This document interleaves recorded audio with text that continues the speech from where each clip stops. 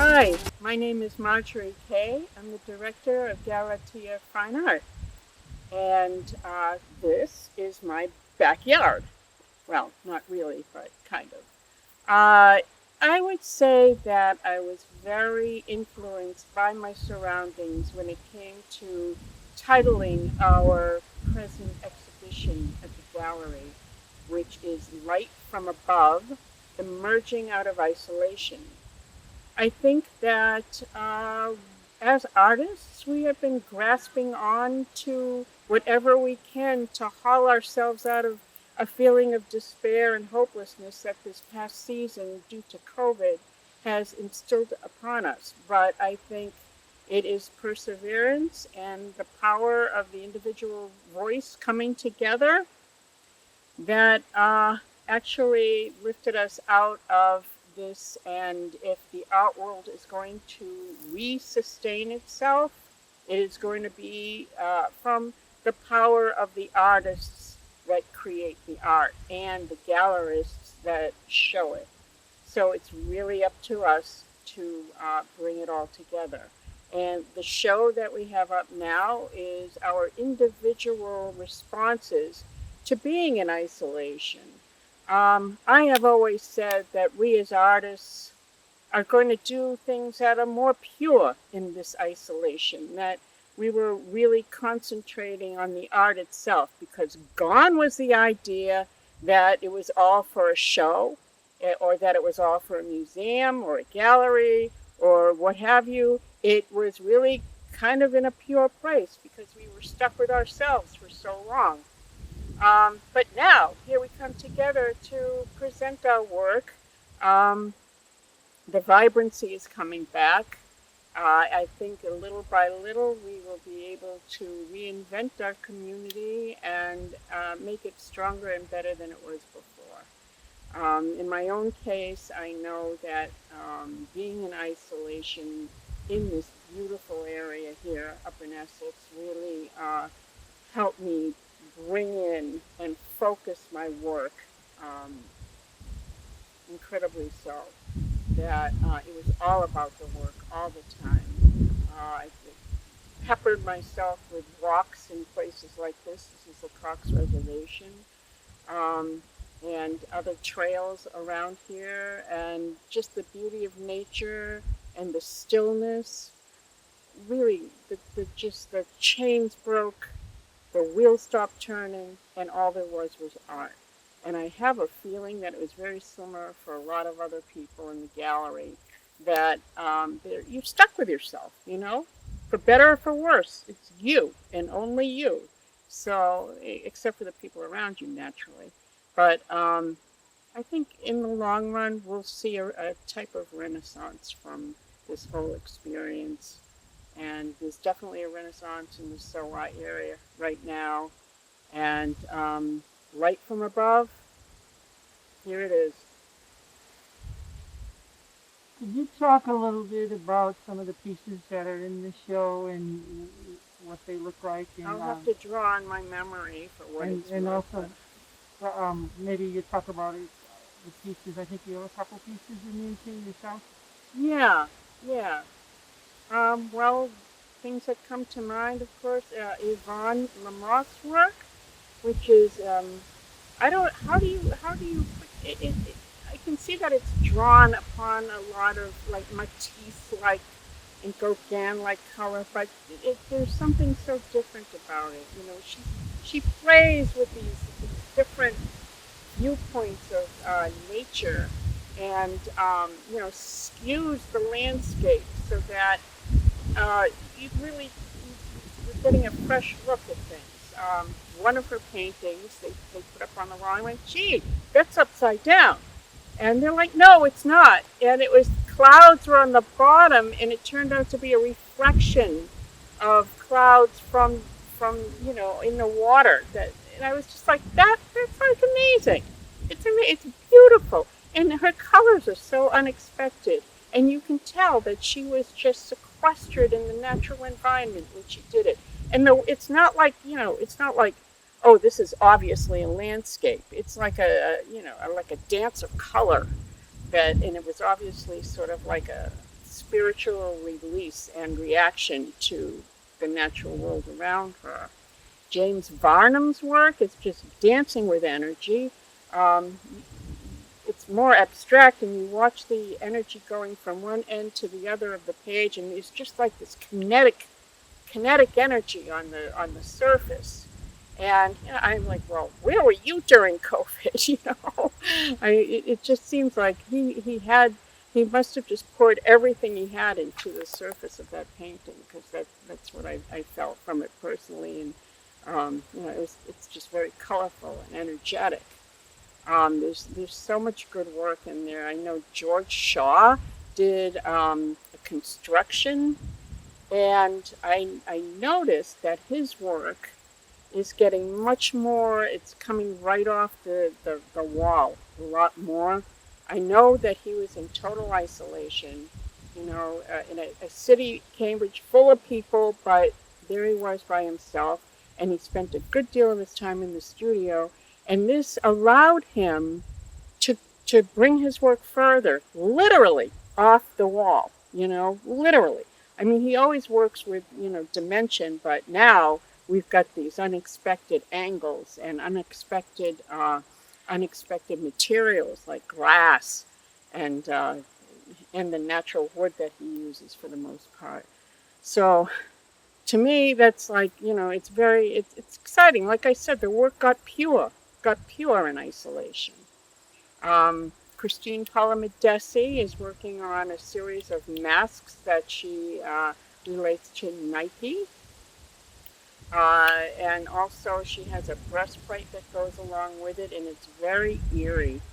She has a studio but was unable to work there, so she worked out of her home, casting mask after mask after mask, and she's going to do an interactive process with people to paint the masks and interpret and execute their individual voice with the masks. What else? There's so much work. Claire Ash she's her colors became a lot more subtle. She usually works in blues. They're watercolor, in which she folds her surface, and the colors became kind of dark and foreboding. And I told her it looks like a thunderstorm. So where is her? Who? What internal forces was she dealing with? That it became real to her. The whole thing. Her work became real. The situation she was in was a reality she had never visited before. So what happened? Her colors changed. The simplicity, it became a lot more simple. There was a lot more simplicity to what she was doing, and it's simplicity to begin with. So it's kind of exciting. Joe Caruso, who he's like a Renaissance man when it comes to his work. We've noticed a lot of sculpture coming from him, but at this point he's working on a two-dimensional panel, and bringing forth these icons of his subconscious onto. How do I explain something like this? They're like flotsam and jetsam of your subconscious thoughts. Faces and hands, and they're like really bold. They look like they were kind of clay-like, but with the colors are a lot bolder. So I'm thinking, here he is alone with himself. All this stuff is coming up. It's like if you think of your thoughts and your emotions as bits and pieces coming up from your subconscious, right on the panel in Joe's work. It's kind of exciting. Diana Zappetto, who has been working on these large paintings of the Statue of Liberty. They're all skewed, so they're very emotional renditions of Lady Liberty. But this one has become much more abstract. You have to look really hard to make that association. I mean, I know because I've seen her work and I see the progression of it, but why did she abstract Lady Liberty? could it be because it's her response to, what's going on in this country now? I'd like to ask her about that. But Helen Kinnetta did a giant painting, and again, it reminds me of Claire Ash's work because it looks like a thunderstorm.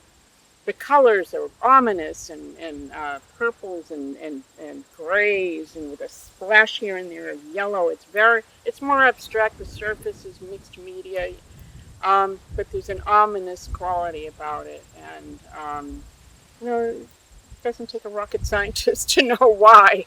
We've been through a lot as a gallery and as a community and as a country. We've been through a lot in these past months, and how do we react to that?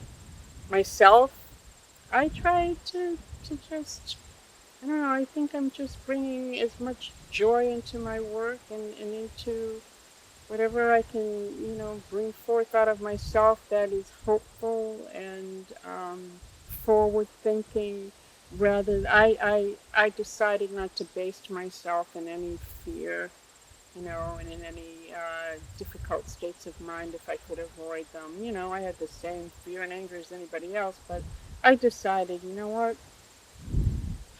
I'm going to concentrate on the moment, and my work became flat instead of, I started out doing some sculptural works and then moved to a flat surface so that I could play with form. So that's the key word there, play. For me, it's just a matter of hope. And can you give us the dates and the location of this show and how people can see it? Yeah, Light from Above is at 460B Harrison Avenue, and that's number B6, room B6, whatever. And it's Galatea Fine Art. We are open temporarily just on Saturdays and Sundays from 12 to 4, but we'd love to see you. And you can email for an appointment too if those dates don't work. But hopefully we'll be able to open our doors a little bit more as time goes on. We're sort of stepping very carefully back into the community. So far it's great. So far so good. So please come by. We'd love to see you, and it's just so thrilling when people come out and see our work. So thank you so much. Hi, I'm Rennie Camero, and this is my piece right behind me. This is an installation entitled 100 Years and Counting. And this installation is a tribute to the centennial of the 19th Amendment, which gave women the right to vote after a struggle that went on arguably for about 73 years and included people of all walks of life and all backgrounds. And so there are 100 gloves. Each glove gets just a small embroidered name of one of 100 notable suffragettes. And you can buy a glove, actually. Right here, I'm selling these ready-to-hang gloves for $10.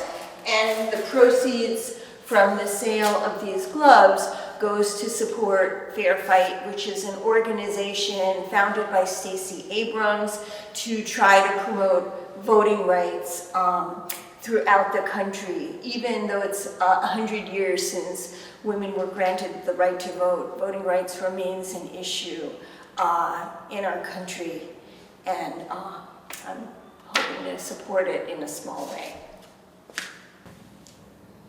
Hi, my name is Augusta Augustsson. This piece is called Passage Through. It's the doorway that we all need to pass through to take control of our response to COVID. Everybody at some point has to do this, and working for the gallery and getting our community back together has been one way that I've been passing through the era of COVID. This whole show is a testament to hope and shows how we can work together to overcome things. Hi, I'm Joe Caruso, and this is my piece in the show. It's called Spiritual Road Trip. It was inspired by a trip I took to Mexico in February, where I came out of the depths of the cold in Boston to Mexico, where I was confronted with all this magnificent color. And I decided to use some of the images that I saw in Mexico for this piece. You'll see in the bottom right-hand corner there's a picture of a symbol of a VW bug. You see of those all over Mexico, as you know.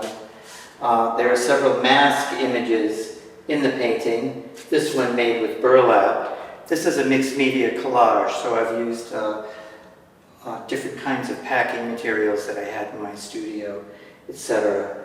Burlap. There are references to nature with the fish and the toucan and the dog. The agave plant that you find all over Mexico. You'll notice in the upper right-hand corner there's a seascape, and this was actually a styrofoam tray that I was used for mixing paint. And when I looked down at it, I saw this seascape, and I just embellished it and included it in the painting. And also I have, you'll see this hand here. I tend to like to see the artist's hand in the work. And in this case, I literally traced my hand and put it in the painting. Here, an image of the goddess of mediation. And as I said, masks, which are used in rites and rituals throughout Mexico. So hence the title, Spiritual Road Trip. I'm Yvonne Lamothe, a plein air painter. I spend a lot of time outdoors, and during this time I've been in a mountain in New Hampshire, enjoying the quiet and peace, focusing on the natural world and exploring. These pieces called Pink Clouds, Blue Times represent my quiet time away, and a bit of the fear and the spiritual time of being in nature. Galatea is a wonderful, supportive community of artists, and it completes the cycle of making the work to be able to share and have the support of so many creative and honest people. Hi, my name's James Farnham. I've been a member of Galatea Fine Art since last November. I was scheduled to have my solo show in September, but because of the COVID-19 pandemic and the flood that the gallery had, I've been postponed till December. This is one of the works in this member show. It's called Parallel, and though I didn't do it during the pandemic, I thought it was appropriate, since during the pandemic there seems to have emerged a lot of parallel thinking about public health and civic duty and things like that. My work is done first with laying down the pigment. This one is done on paper, and then I use plastic wrap to cover the wet pigment. It creates different textures, and then I go back when it's dry and trace the contours of the texture with pen. This one started with the snaky parts, and then I added the spheres, and ended up with the black parts where I drew the parallel lines. That's how it came by its name.